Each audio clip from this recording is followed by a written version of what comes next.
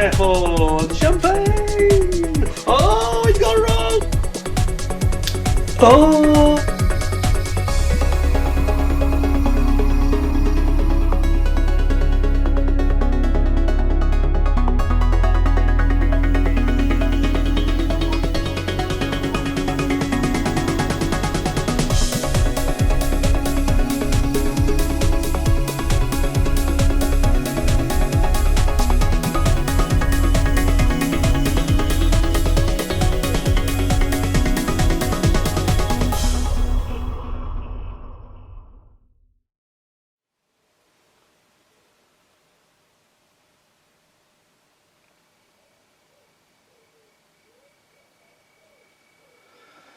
Hi folks, welcome back to the channel. Thank you very much for joining me once again. You are always most welcome. Well, today, a bit of a different show for you. This is basically going to be a kind of an update show, which I haven't done for probably 6 months. So a general chat really, but also an appeal for some help and major announcement. So there's a few things we're going to be talking about. We're going to talk about the future, the current direction, if you like, and the future of my YouTube channel, which may not be what you expect.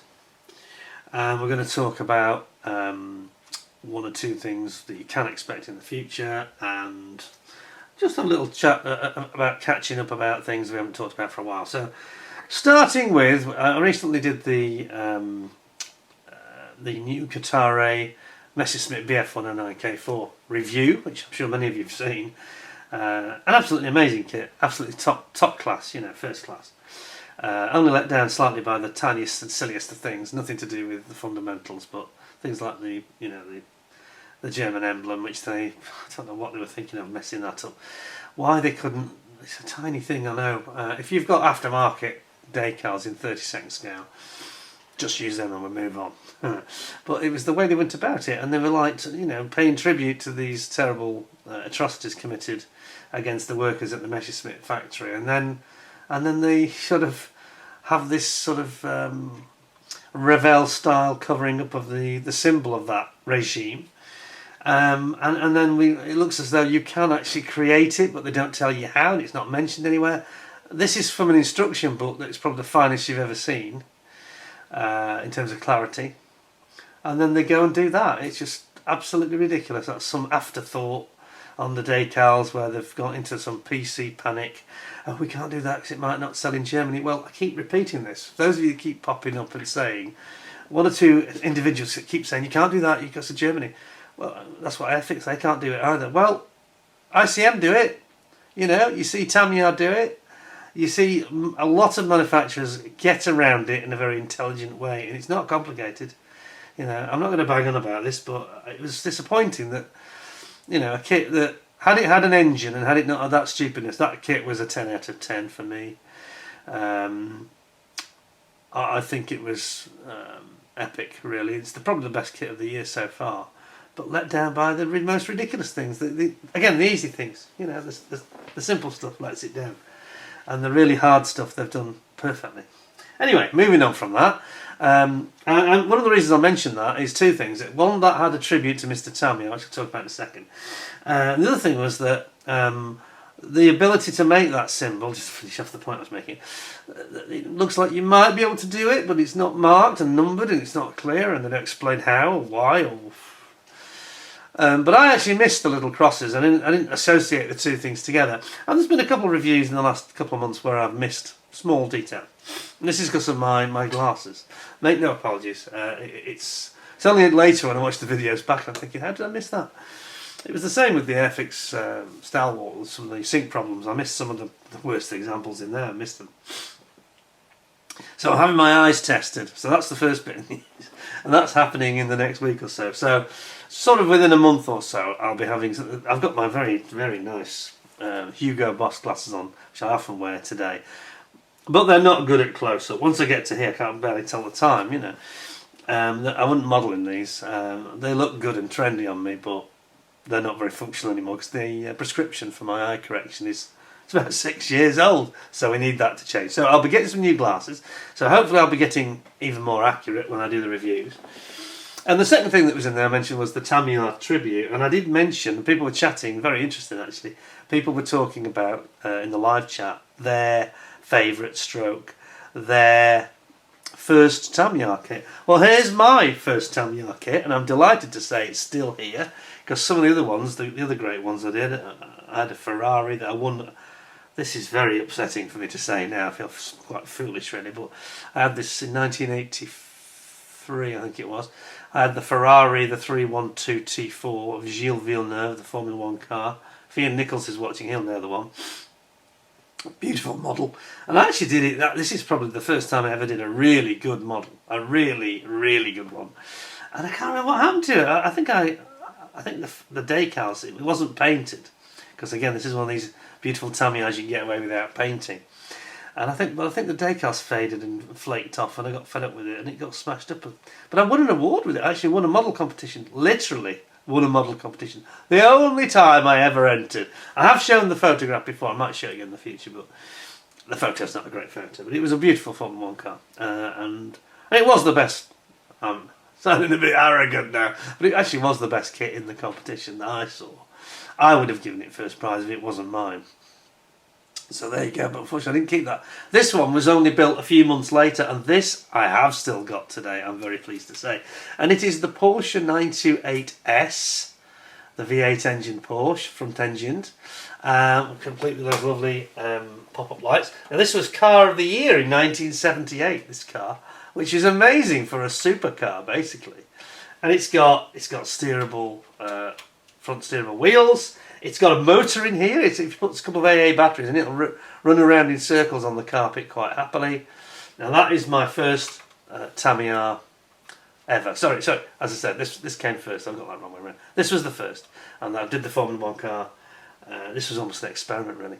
And I wasn't 100% satisfied with the spraying, which was a rattle can. I didn't have an airbrush then, and then this is why I didn't do the spraying on the Formula 1 car. But that is it. That's my first ever Tamiya kit. Look at that, and it's still here today. It's not the best kit in the cabinet, obviously. I was only 16, I think, when I did this, 16 or 17. But it's a lovely model, and it's stood the test of time, and it still looks good. It still deserves its spot in the cabinet, I think. So there you go. So maybe my I'm going to do a bit of a talk about Tamiya again in the not too distant future. So we'll probably have that out again. I'm just going to pop it over there for safety reasons.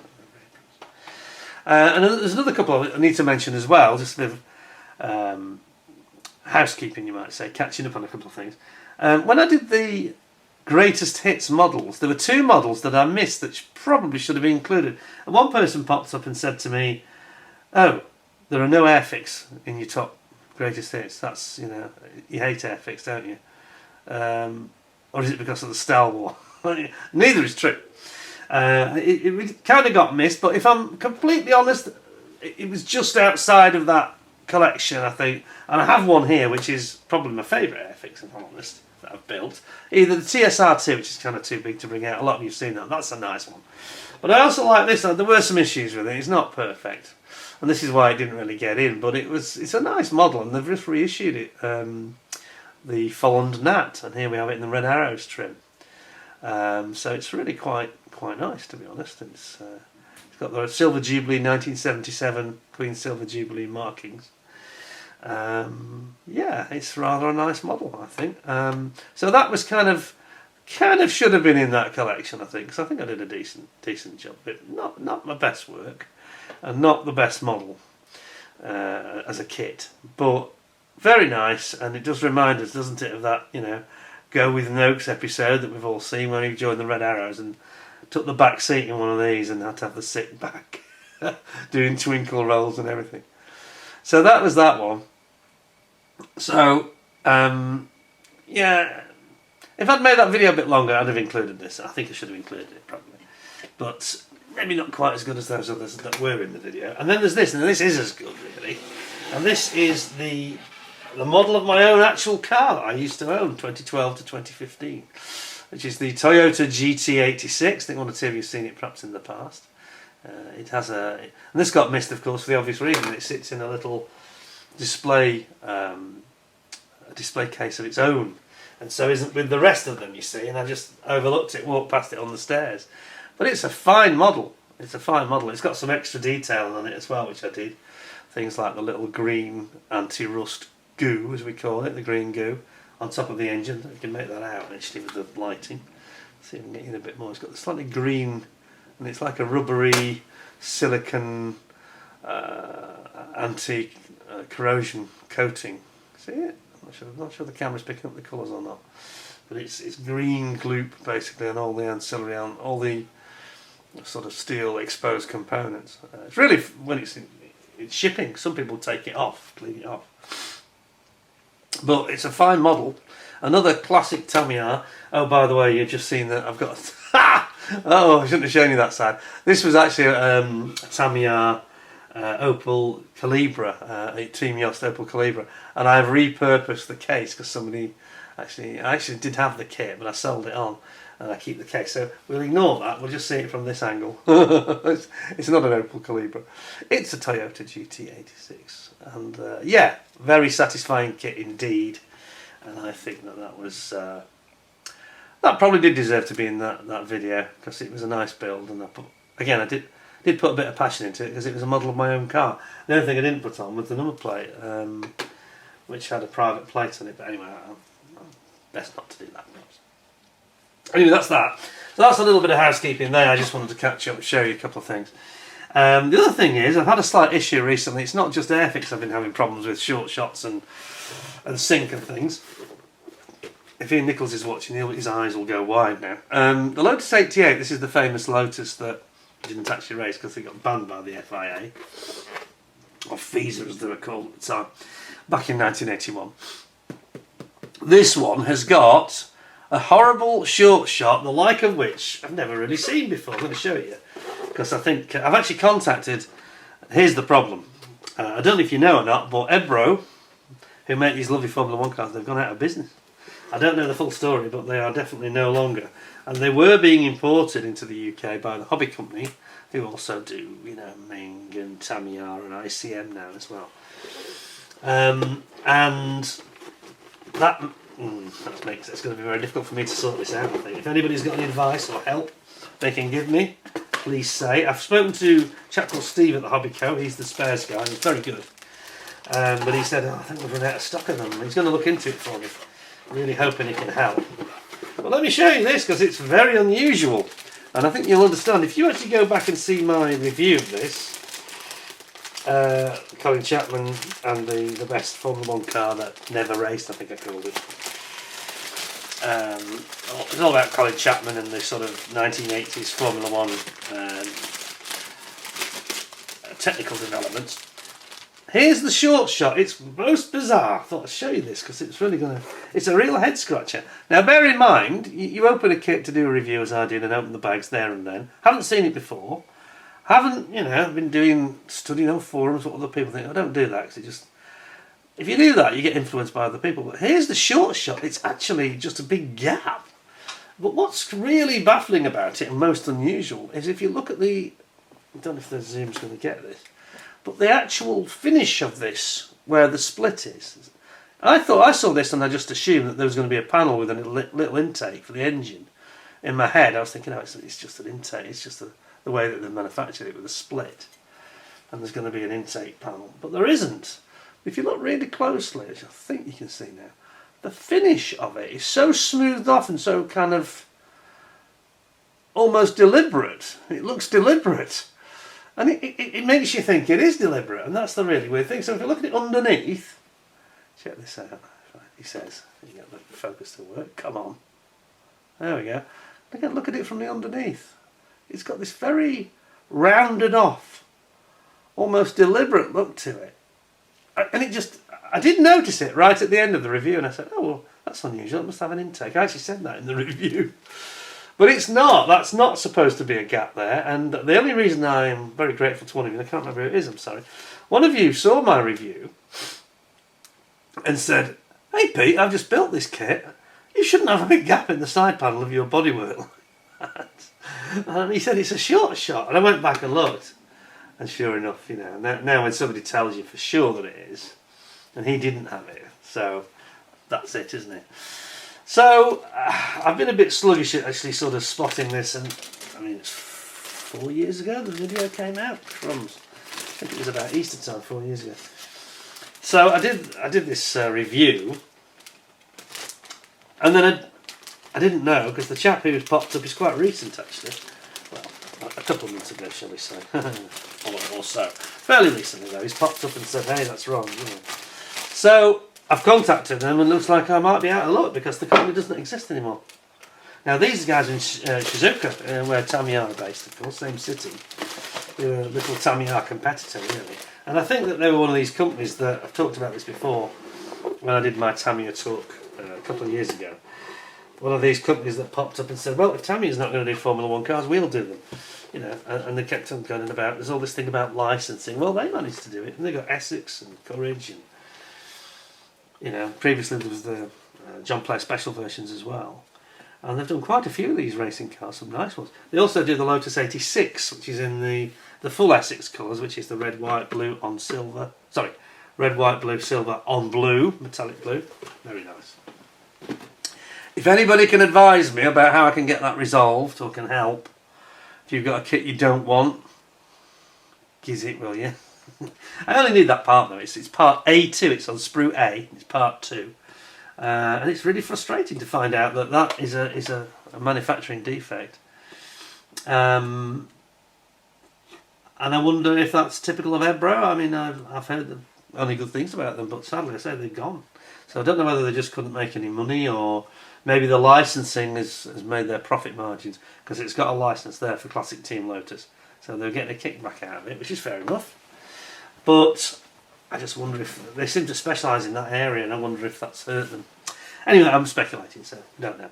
Anyway, moving on. So, the real thing I wanted to talk today, I want to make a little bit of an announcement regarding my YouTube channel. Now, a couple of thoughts from me, and I welcome your thoughts as well. So here we have the Peter Oxley Modelling Lab, and he got the title lab because somebody had said, "Oh, it's not so much a modelling bench; it's more like a lab you've got, like a laboratory," which I thought was a compliment, which I think is fair. I think it's great. But the problem is this: two problems. Try not to smash your Porsche, Peter. That wasn't very wise. That could have done some damage. That's from yesterday when I was doing all that opening of bags for the Messerschmitt. Just bear with me a second, sorry. So, we've got two problems here. The first problem is I want to do other content. I don't want to be seen as just just purely as a modeller, although I am. But I've already, many of you have probably noticed this if you look closely, is that when I do non-modelling subjects on the channel, I get very poor performance from the video, and this is all because of, and this is at the heart of everything we're going to talk about today, it's the YouTube algorithm. Now the YouTube algorithm is a complicated beast indeed, and anybody that thinks they understand it is lying even to themselves, because it seems to be a movable feast all the time. So, for example, if I did the Honda story, which was a factual, and I thought for anybody with any interest in Honda cars was quite interesting, but it got terrible. It got quite a poor performance. I think we got to like 2,000 views. Well, I can get that just for opening a model, even if I don't do the history part. I'll just show you some plastic and get 2,000 views, no problem. So that's a bit disappointing. Now, if that was on Harry's Garage, or someone who, you know, JM on cars, or a car specific channel, that would get, you know, 500,000 views or 250,000 views, or certainly a lot more. You know, it would get tens of thousands of views easily. And this is the algorithm, because it doesn't suggest, it only suggests me to modelers, basically. And we've seen that we've done some testing and trialing of different experiments I've done with little videos, and it's quite obvious that putting a non-model related video up on this channel is not going to be successful. So now don't worry. So we've got 10,600 subscribers and climbing, But that has also tailed off. I'm going to talk to Jason and a couple of other people that have also seen a bit of a tail off this year in terms of the rate at which they're gaining subscribers. Now, for those of you that don't know, the number of YouTube subscribers you've got is something as a guide to your success, but it doesn't have any impact on the value. There's no value to it, actually. There's no actual value other than the community element of it. But you probably assume that, oh, well, if he's got 25,000 subscribers, he must be raking it in. No, it doesn't work like that. You rake it in based on advertising revenue. And that means views. Now, there are other streams you can get, and memberships and all sorts of other things you can do. Merchandise and etc, etc. But in terms of actual video performance, people say to me as well sometimes, why are your videos so long? Well, the answer is for the revenue stream from the advertising. I don't approve of the way YouTube go about this, and I haven't got complete control over it. It's not as simple as that. Those of you that watch these videos, you have no idea what a minefield this is, how difficult it is, how time consuming it is. I'm not trying to be a martyr here, I'm not moaning, but you have no idea. This is like a full-time job to be doing. If you do 2, 3, 4 videos a week, good ones, that's a full-time job. Absolutely full-time. It's a nightmare, and people just don't have the time for that. But the actual income that you get from YouTube is meagre, and it's certainly not paying for. It's not anyway economic for me at the moment. It's just not.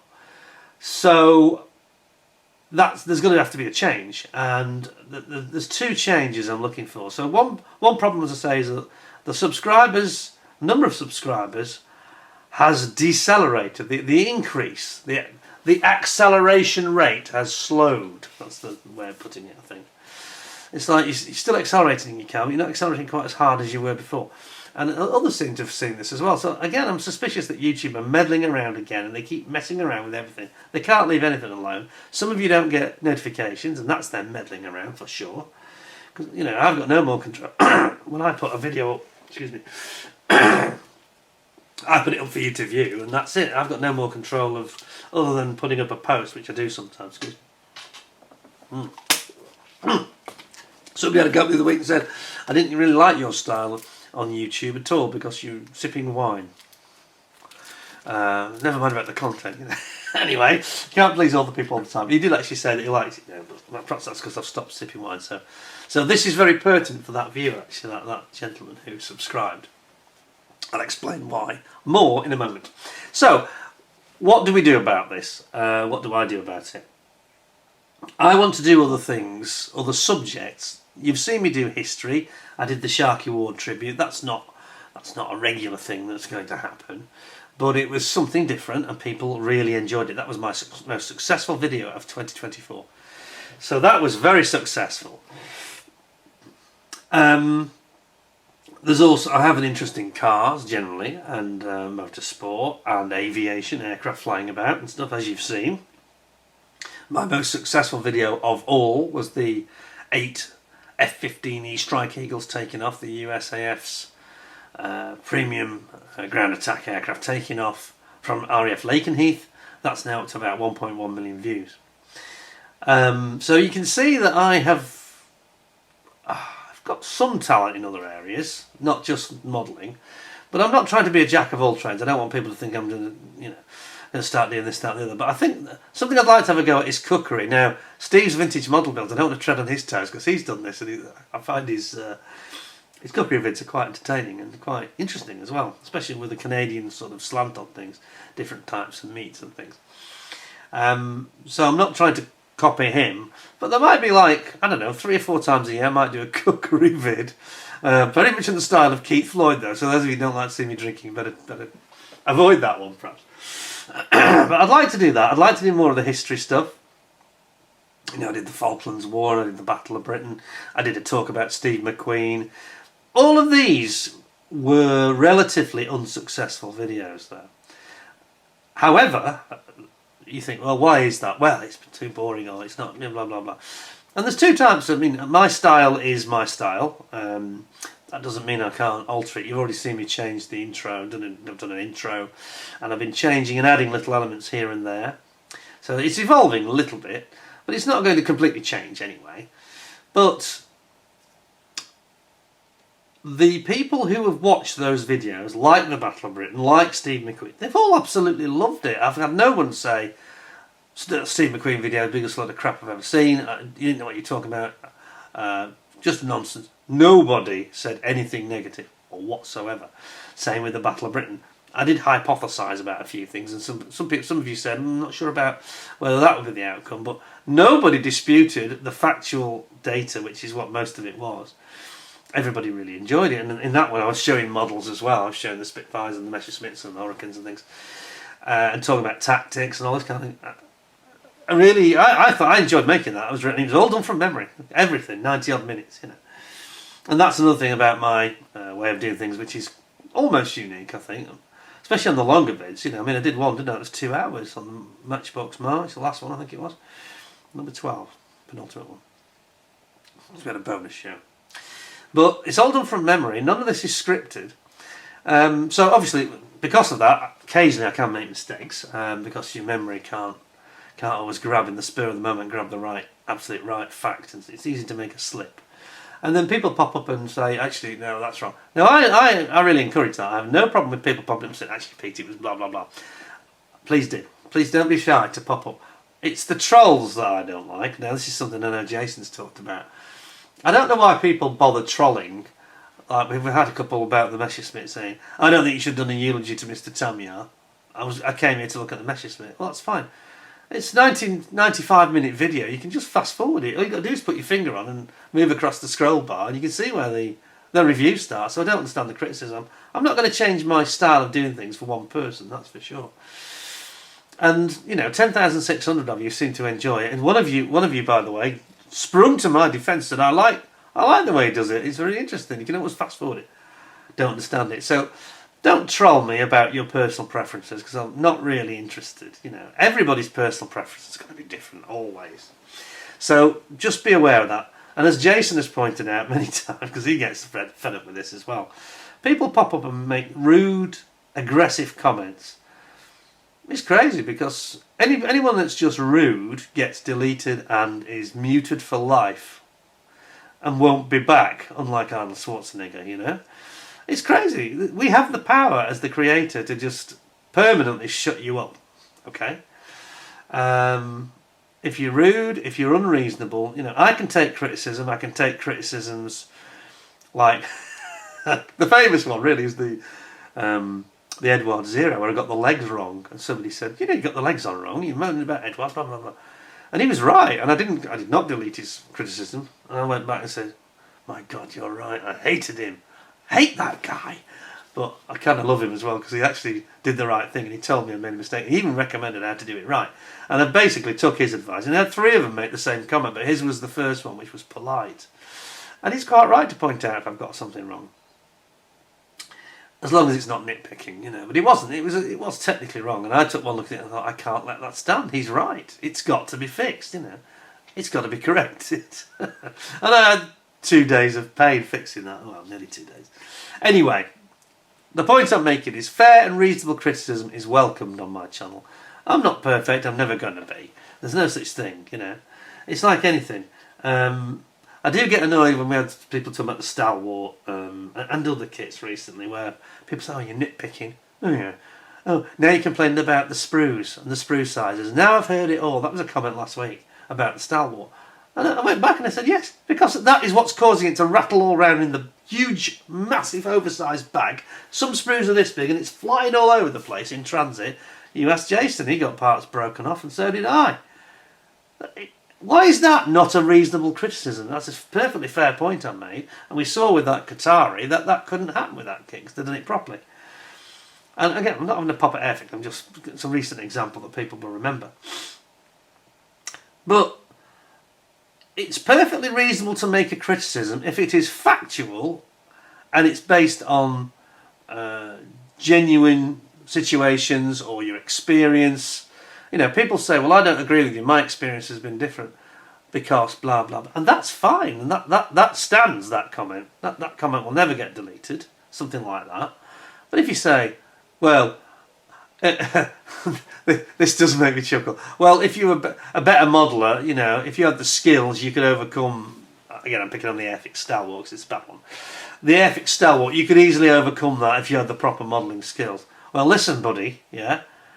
I basically confronted the equivalent, the modelling equivalent of battling the Sith. I conquered the kinetic sea harrier. So I think I've got the skills required. And as David Mummery said this the other day, and he's quite right. And he said, he mentioned that. He said, you defeated the sea harrier. He said, you can easily fix these problems, but why should we? It's not. Why is it reasonable to think a defective? And again, I'm not having to go Airfix particularly on this. I'm just talking generally here. True with this one as well. Why should we have to battle to overcome poor manufacturing that we've paid good money for? No, it's not acceptable. Do your job properly, manufacturers, whoever you are. Yeah, you're taking people's money, you're saying the product is this, this and this, and then you've got apologists popping up and saying, oh, you know, I think that Airfix's quality gets better year on year. No, it doesn't. We've seen it go up and down, up and down, up and down. I sound like I'm having a go at Airfix. That's not what I'm here to talk about. I'm talking about criticisms, what's reasonable, what's not reasonable. You know, sycophantic apologists that pop up and say, well, if you had the skills, you can do it. I can do it. I can do it. I battled the Sith and won. Now, I can't maybe overcome the devil, Mach 2. No, I've no desire to either. I'm not going to go that far. I'm not Phil Flory. Jeez, I'm not a saint, you know. But you get what I'm saying, yeah?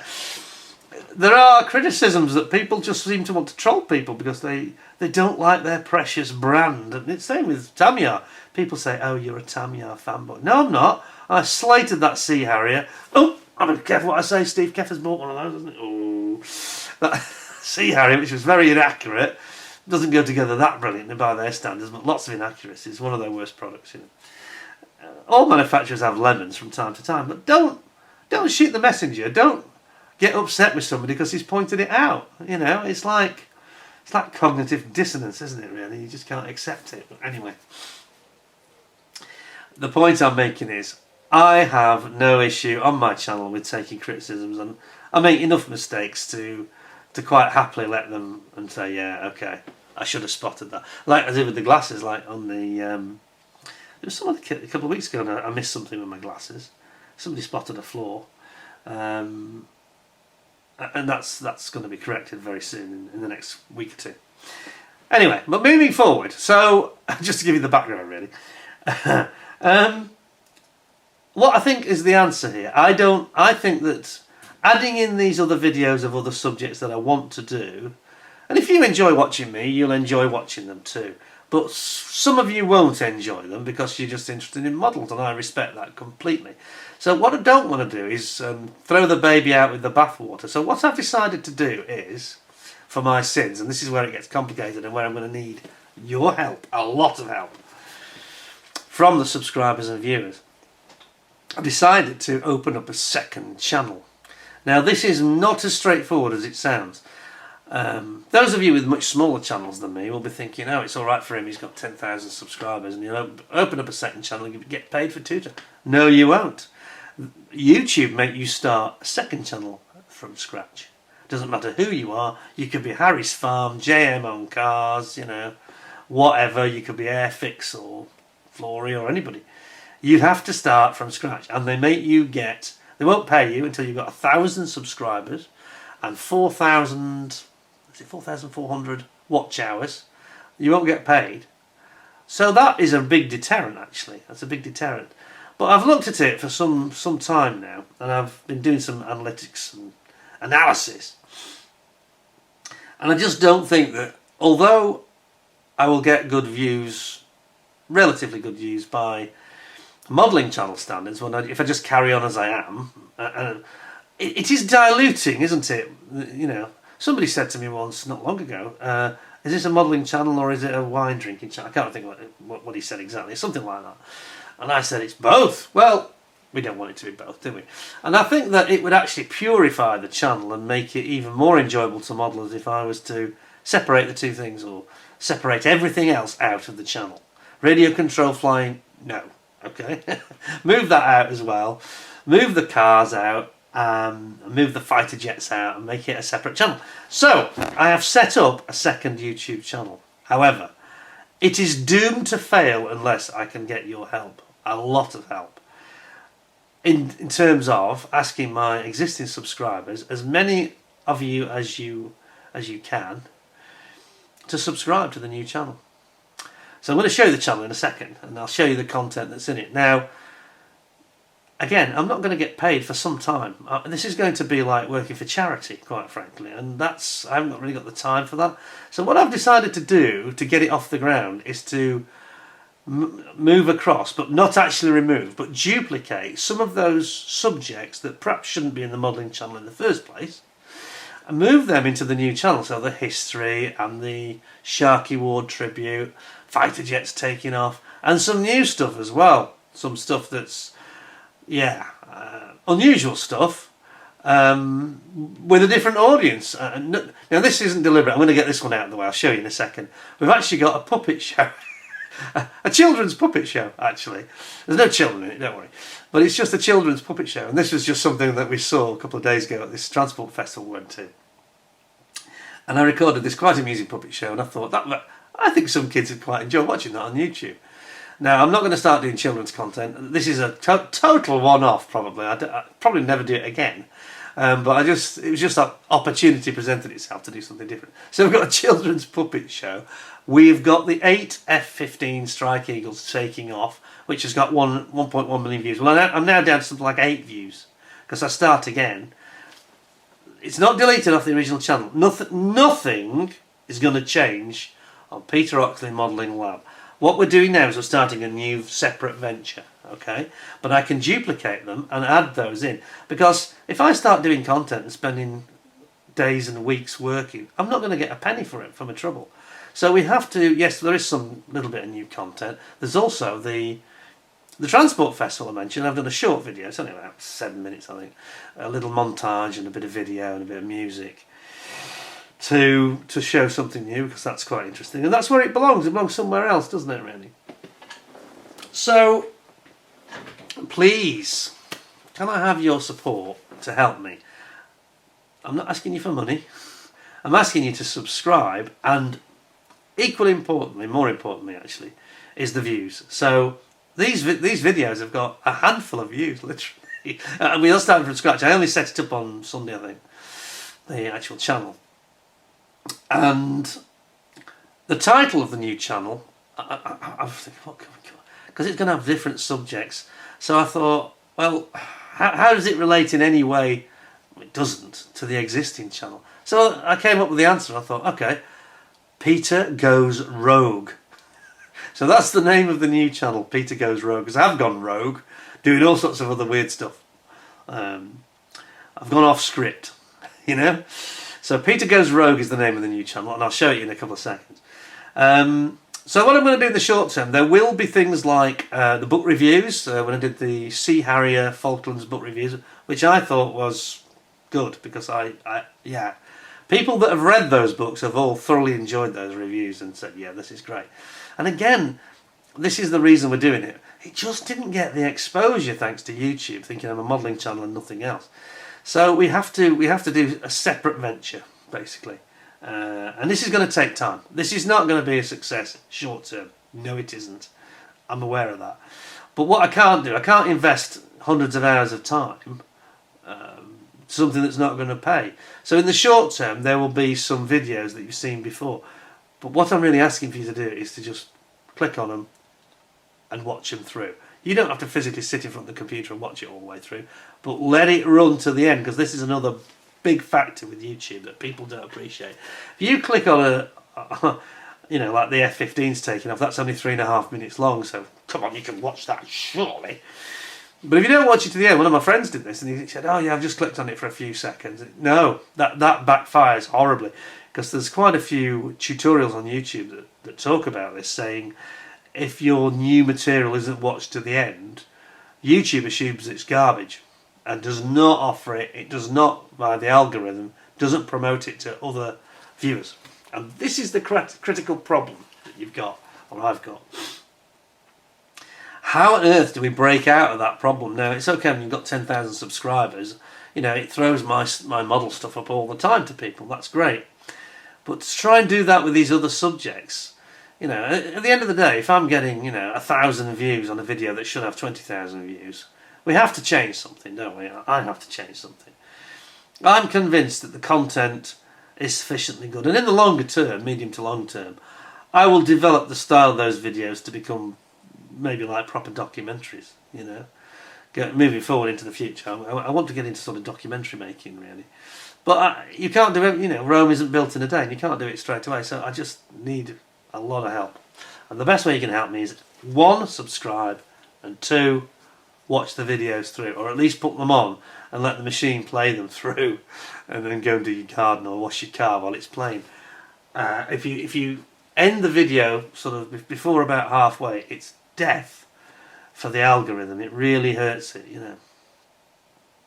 So I hope you can help me. I hope you can. Let me give you a flavour of what you're going to see on Peter Goes Rogue. Let's have a look at this. I mean, this may be a spectacular failure, and either way, it's not the end of the world, because I can always go back to what I'm doing now and just incorporate them. But I think it would be nice to just purify and not distract from the model element of it, because we've got a good community here now, an excellent community in terms of, look at what we've achieved, you know. 2 or 3 months ago we raised nearly £2,500 for Ukrainian charities. That was an incredible achievement by everybody, not just me. Help from Jason, that was very appreciated, and so many of you were so generous, you know. That's the community we've built up, and it's something of real value. So I'm not going to spoil that, I'm not going to change that, I'm not going to dilute that. I'm going to undilute it, I'm going to purify it, and we're going to have this second channel with all the fun stuff, you know, the silly stuff, the historic stuff, serious stuff, a bit of everything, you know. So I mentioned food and drink, a bit of cookery occasionally, not regularly, it won't be every week or every month, but the odd bit of cookery, perhaps around Christmas we'll do something, a bit of wine tasting, you know, just talking about current affairs or things, the subjects that people want to talk about.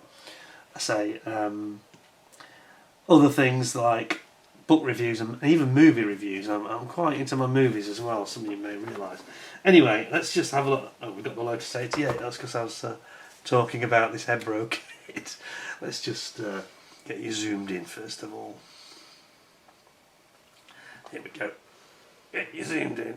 There we are. So, we'll get rid of that. So, here we go. Peter Goes Rogue. Lotus 88. Peter Goes Rogue, and here you can see some of the content that you're probably familiar with, because you've seen some of them before. Some of them you won't, some of them you will. So I've got 4 subscribers and I've got 3 videos. Well, I've actually got lots more than 3. I think there's about 8. I'll show you in a second. And the ones it's showing underneath, ironically, are not even published yet. So we're going to have, if I go on to videos. Videos. Yeah, here we go. I'll leave it like this because it's a bit bigger. So, we've got the Battle of Britain. That was one of my finest works, I think, and it didn't get much appreciation. So we're going to try and get that into a different audience. Then we've got Steve McQueen and the Porsche and the Le Mans movie, The King of Cool. Then we have got, I'm going to struggle to this one now. Then we've got the Dam Busters, which was on the anniversary of the Dam Busters 80th, 1943, May 43, 16th, 17th of May. The big raid on the Myrna and the Ada and the Sorpa dams. Then we've got Sharkey Ward tribute. That's a beautiful bust that somebody's done. It's not my work, unfortunately, which I've sort of borrowed. Hope they don't mind. RAP Sharkey Ward, which everybody, I mean, that was very, very successful. So I'm hoping I can breathe some new life into that. Then we've got the Sea Harriers and the Falklands book reviews. We've got a couple of short videos with some Strike Eagles landing. And then we've got some different stuff. So then we've got the Transport Festival I went to a few days ago in Oldham in Cheshire. Whoops. Not quite showing it all, is it? The Oldham Transport Festival. Nice Lotus Esprit, James Bond Esprit there. And then we've got something very unusual indeed, Little Red Riding Hood, the puppet show. And if you've got any young kids, I promise you, they'll really like it. It's funny. It's funny. Pinkston puppets, they're very, very good. And then we've got the 8F15 Strike Eagles taking off. So there we've actually got 9 videos there. That's just for kickoffs, and I'm going to spread them over about 4 weeks. Now I don't expect to get 1 million views in any time soon, but as you can see from the F15, the history of that video, it did get 1 million views. It's a very good video, one of my best in terms of action photography.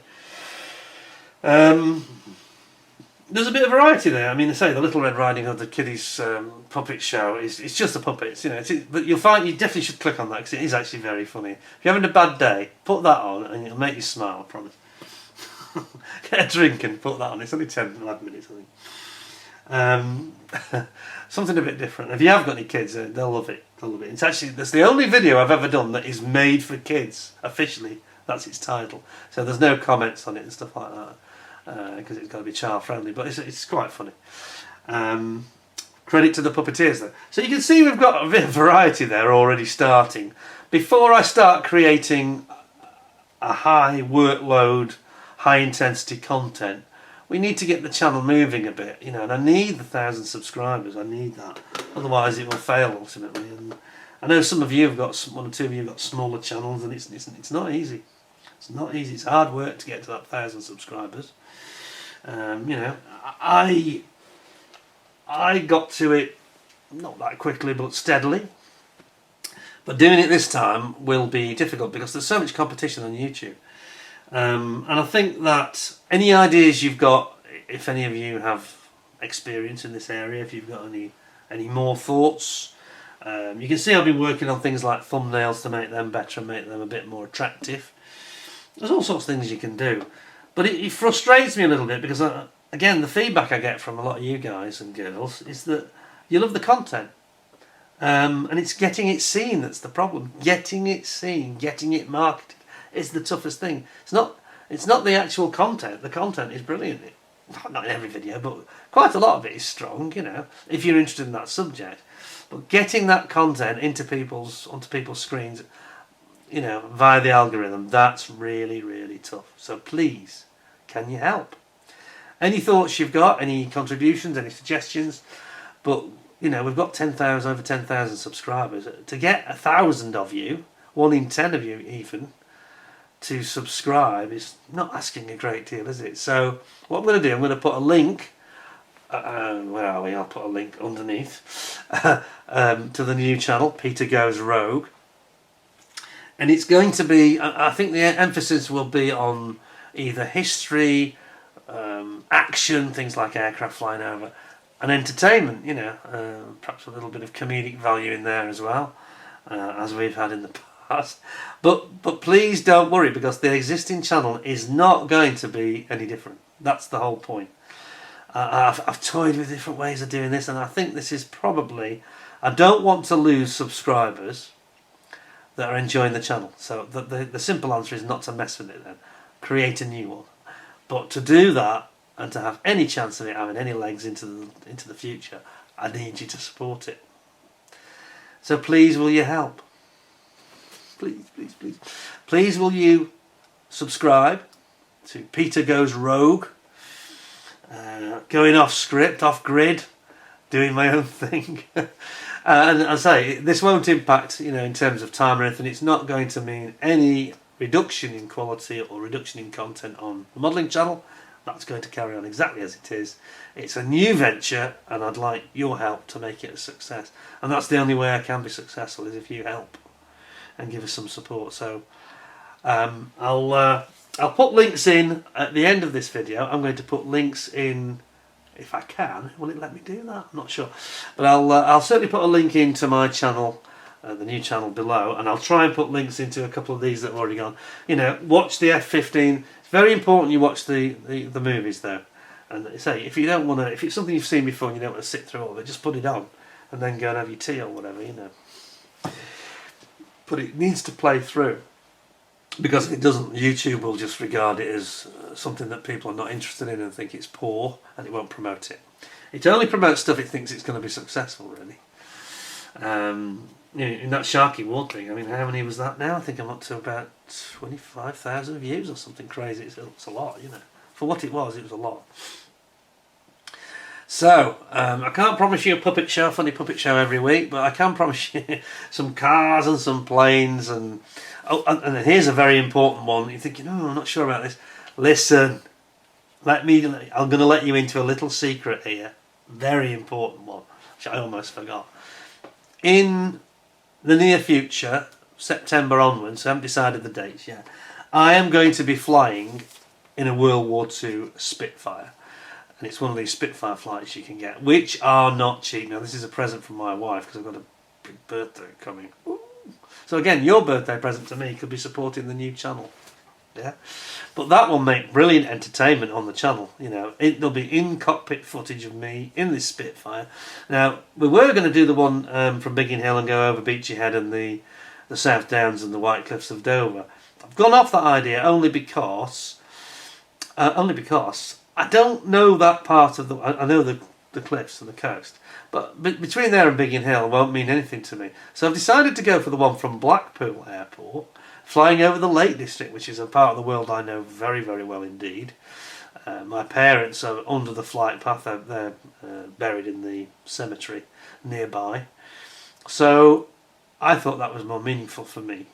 And we'll get some amazing footage of the Lake District. And what could be better? My only fear is those bloody F-15s don't show up and buzz us. The guys from Lakenheath, please give us a bit of space in the sky, guys. I don't want to be blown out of the sky by the jet wash of these F-15s. So anyway, I'm in the two-seater Spitfire. That's a big part of the announcement, which I very nearly forgot. That will make very good, interesting watching. I think you'll find it very entertaining and very interesting. And I'm going to take as many cameras within reason that I can to capture some quality footage. So I'll be capturing some footage from in the cockpit. There'll be footage of me, and it should make for a really good video. I think you'll enjoy that tremendously. That's on the new channel. Okay, so you can see how I'm planning some really good stuff coming up. We're going to be doing some car reviews as well. I'm not going to say any more about that at this time, but it'll be interesting. It will be interesting. I'm not going to become Jeremy Clarkson or JM or Harry's Garage. I'm not quite up to that standard, but you will find it entertaining. I think you'll find it of great interest. I'll try and make it relevant to people if I can. So you can see we're trying some new stuff, a new venture, a new direction, and I can only do that with your help. For it to work, I need all the help I can get. So please, 1, subscribe. Please, 2, watch the videos when they come out. And as I say, if it's one you have seen, just let it run through while you go and have your dinner, or you're working on washing the car, or you're modelling. Just have it run in the background. I mean, I certainly recommend the book reviews and the Sharky Ward one. They are if you're interested in the Falklands, they are definitely worth your time, I think. And I'll try to make more content like that in the future. So other book reviews, talk about films, give you my take on some movies, especially the historic stuff, probably war movies in particular. And we can all join in with the chat, and then everybody can engage and become part of the conversation. I think it'd be really good. So there we go. So that's my big announcement. So we're having a second YouTube channel, additional to the existing one. The existing one will not change, but there'll just be less other clutter to get in the way. So I say it won't change. It will slightly change for the better, because it won't have all this other stuff polluting it, you might say. This will become more of an entertainment channel. So we'll have a modelling channel and we'll have an entertainment channel. That's the way it's going to be. I just want to say thank you to everybody, because it's 10 years on YouTube. This was the time to do it, I think. Somebody said to me, you've not been on YouTube 10 years, it's only 9 years. Well, actually, I have already got a second channel on YouTube, the original one, but it only ran for about a year. And I decided to make it a modelling channel, and it was just easy to open up a new modelling channel, and I changed email addresses at the time. But there is another channel just called Peter Oxley, and it has a little cat, my previous cat's face up in the corner, and it's mainly radio control. They're really terrible videos. They're all short, they're all radio control and not very good, so not worth your time really. But I've been recording on YouTube for 10 years. We just had the anniversary a few weeks ago. And I thought it was a good time to now expand and try to break out of just being the single subject, which I know a lot of you enjoy, but I think we have some potential to do other things as well that you might enjoy, and I hope it will entertain you. That's the objective, really, to have some fun. But I've got to get momentum, I've got to get going, I've got to get the subscribers. I need the subscribers to get any income from it, to make it worth doing, frankly. And the sooner I can get to 1,000, the better. So if every one of you that watch this video, please just subscribe to Peter Goes Rogue channel. If you click on that, it will evolve quickly, the channel. If we can get it up and running, paying me, then it's worth investing the time in. But if it's not going to achieve that for 2 or 3 years, then it's probably not worth doing. I think that with the spirit of community that we have on this channel, we can do it easily if you just give us a bit of help. Anyway, thank you very much. Got my begging bowl out. So there you go. It's Peter Goes Rogue. One more quick look at it. You can sort of... I actually popped up in somebody else's chat the other day, and they said, Peter Goes Rogue? Who's that? And it wasn't intended. I'd actually switched back to my normal channel to make comments. And it has a slight delay on the account where it still shows your comments as being the one that you were on 10 minutes ago, which was really weird. So I actually made a debut with some comments about Tamiya, positive comments of course, rather prematurely you might say. So what does it actually say? It says here, I'll just read this to you because it's a bit of a faff if you read it off the screen. So I'll read you the exact script that we've got, the intro description. It says, and now for something completely different. Now I nearly called the channel that, but it doesn't really say much and it's not that meaningful in itself. It's a bit too long. But that was the sort of working title that I was going to call it, and now for something completely different. So think of that title, you know, in brackets after Peter Goes Rogue, which is shorter, obviously. And it says, welcome to my new YouTube channel, supplementing my established Peter Oxley Modelling Lab channel, which will continue to concentrate on scale models, in brackets. I thought it would be cool to have a new second channel to cover everything else that interests me, including history, aviation, cars, fine foods and wines, travel, oh yes, that's something else I was going to do, motor racing, nature, well we had the Sparrowhawk and the several little things like that, haven't we? Film reviews, book reviews and much more. Puppet shows. That was only going to be one. Hope you'll enjoy the content and find it interesting. Please subscribe as soon as possible to help grow the channel, as we need to effectively start from scratch. I think this is very unfair, isn't it? A friend of mine was telling me, I'm just digressing slightly, a friend of mine was telling me that he got a second car and they made him start his no claims discount from scratch. Well, it's not the car that makes the claim or has the accident, it's the driver, isn't it? So that was the same thing, a bit unfair really, didn't know that. Anyway, it says, remember to ding the notification bell to be alerted as soon as any new vid pops up. www. Peter Goes Rogue. There you go. There it is. So that's what you're signing up for if you subscribe. It doesn't cost you anything. It won't cost you a bean. Think of the value you get from my channel. Especially now you're going to get something extra. Peter Goes Rogue. There you go. There we are. Go back, and you've got me looking rather like Inspector Montalbano from TV Detective, actually, there, with my aviator sunglasses on.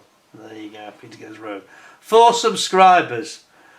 That's it. So we need you to make that 1,000. Please, will you help? Please. I think it'll be worthwhile. I think it'll be a YouTube channel with some... It'll be of some interest. I think people, many of you of a certain age, and some younger ones and older ones, will probably find it fascinating, some of the stuff I'm going to cover, really. I'm going to have no restriction on the subjects I can tackle.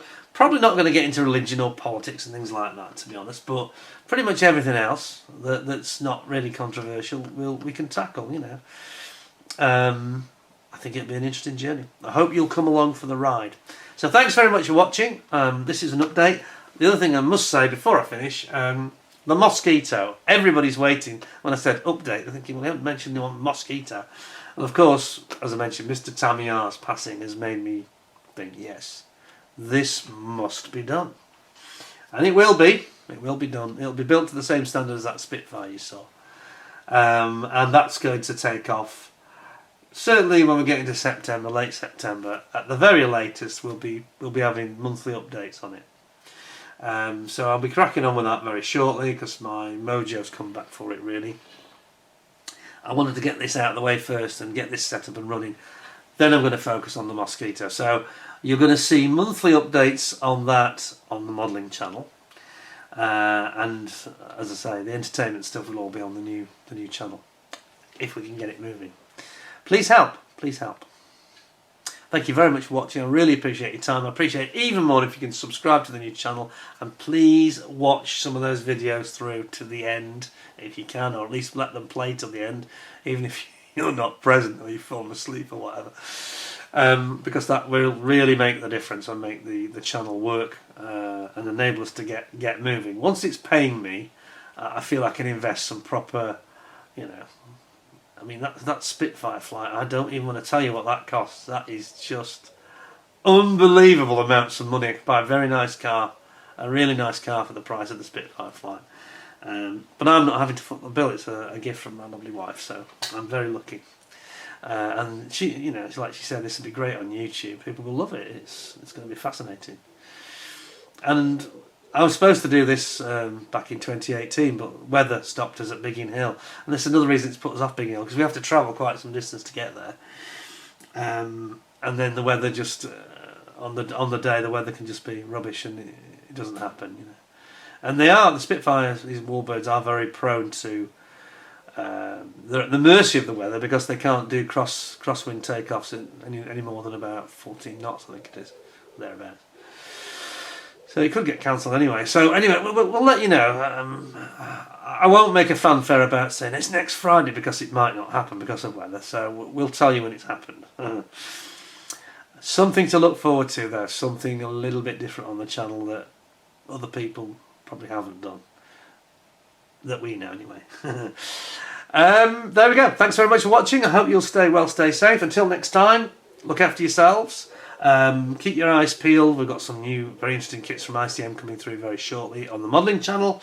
So also in August I will be joining Jason at Model Kit Stuff on his channel. We're having we're going to have a live stream broadcast, and we're going to talk about one or two interesting subjects that are very close to modellers' hearts, I'm sure. And he's going to bang on about Space 1999, and I'm going to prattle on about how UFO is better. I'm banging my head against the wall there probably, but I think he's warming to UFO, but we shall see. We shall see. Anyway, look forward to that. Something for you to think about, and we'll see you very, very soon. In the meantime, stay well, stay safe. Thanks very much for watching. Look after yourselves. Take care, and bye for now.